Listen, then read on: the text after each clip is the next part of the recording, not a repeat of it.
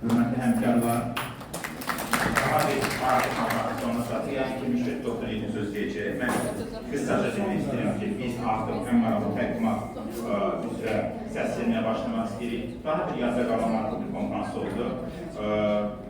İstədiyimi yeniliklərlə, istəsə də qardaşlı dostluq, atmosferdə keçən və xoş vasitələrlə yaddaşlar hətta olan bir toplantı kimi bu tarixə yazılacaq. Nəzərdə çatdırmaq istəyirəm ki, hal-hazırda səs vermə linki pasivdir. Gördüyünüz kimi hamının adın qarşısında faiz səs var. Sonra heç kəs pirat tutmasın ki, mənə kimsə artıq səs verir. İndi mən aktivləşdirəcəm və sizə deyəcəm, başlayacaq səs vermə.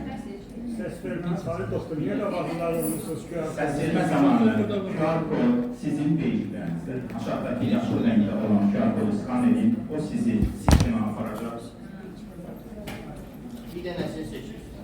Yalnız bir nəfər seçib deyil. 5 dəqiqə vaxt verir sizə, səs vermə aktiv. Seçəndə fikirləşmir. 3 dəqiqə alın.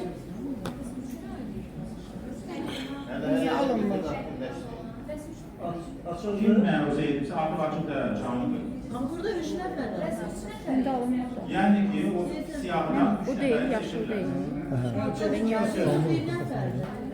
Sonda sistem bizə birinci yer tutan şəxsi ən çox kim bağlayıqsa, o yoldaşa biz ilin təqdimatını həyata keçiriləcək bir kubur verəcək və Lawrence və Yanuse'nin Retina Atlas kitabı təqdim olacaq.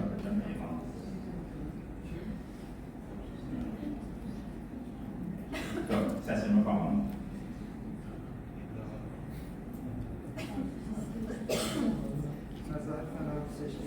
Sonuncunu orada verəcəm, hamı görsün.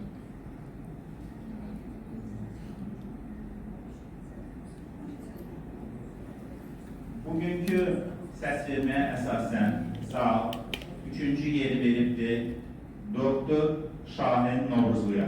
Üçü qəbul eləmir. Üçü qəbul eləmir. İkinci yeri veribdir Doktor Günay Rüstəmbəyov.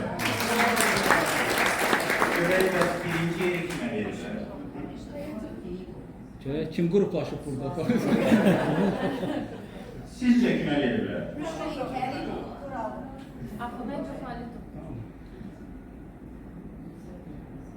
Səs verməyə əsasən Zal birinci yeri layiq görüb Doktor Lalə Axundov. Təbriklər Lalə Doktor. Təqdimatı həyata Salih Doktor. Bir nəfər çıxmadı, oradan Eline vermiyor lazımdır. Müşrik Doktor, buyurun, yetkin sözcü sizə. Çok sağ olun.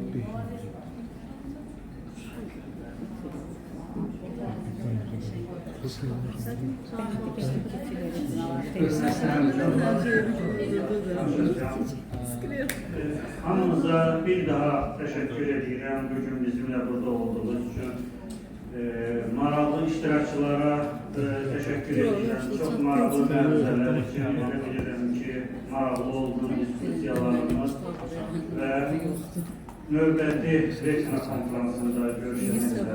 Sağ olun. Teşekkür ederim.